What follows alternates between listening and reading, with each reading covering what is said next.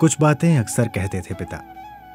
भादों की किसी विकट काली रात में जब 56 कोटि बरसते हों देव, अपने निकट बहने वाली नदी को उसकी समग्र भयावहता में देखो और कल्पना करो कि यमुना को कैसे पार किया होगा वसुदेव ने एक नवजात बच्चे के साथ।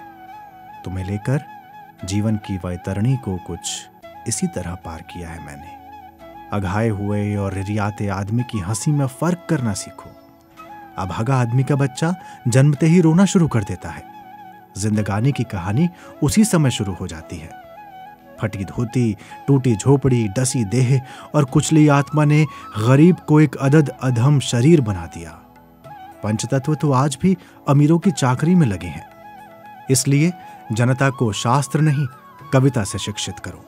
साधुता को श्रम से जोड़ो, भिक्षा से मुक्त करो। साधुता वहां बसती है जहां जूता गांठते हैं रैदास, चादर बुनते हैं कबीर। बतरस के तो रसिया थे पिता, कोई नहीं मिलता तो बैलों से ही बोलते बतियाते। इधर कुछ दिनों से उन्हीं पिता को देखकर आश्चर्य होता था मुझे कि दुनिया में आदमी कैसे रहता है इतना चुपचाप। विश्वास नहीं होता कि बप्पा सपना हो गए। उन्हें देखकर लगता था कभी कि गांव जवार, खेत खलिहान इसलिए जवान है कि पिता जवान है। कुएं का पानी सूख जाएगा पर पिता की जवानी खत्म नहीं होगी। लेकिन औचक चले गए पिता। पिता के पास एक पुश्तैनी कोट था।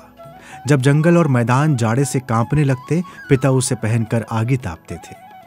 गांव से सटकर बहती सरयू के किनारे कभी आग के फूल की तरह खिले थे पिता, और आज वहीं आग की नदी में नहा रहे थे।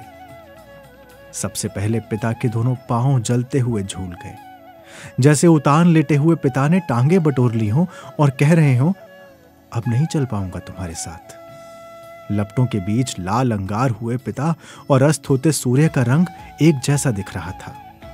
बस नहीं दिख रही थी तो उनकी आंखें, जिनके तनिक लाल होते ही हम भाई बहनों की कंपकपी छूट जाती थी।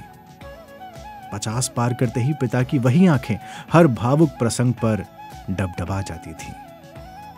चिरायद गंध में सना चिट चिट का चरचराता शोर मन में मचे कोहराम में डूब गया था।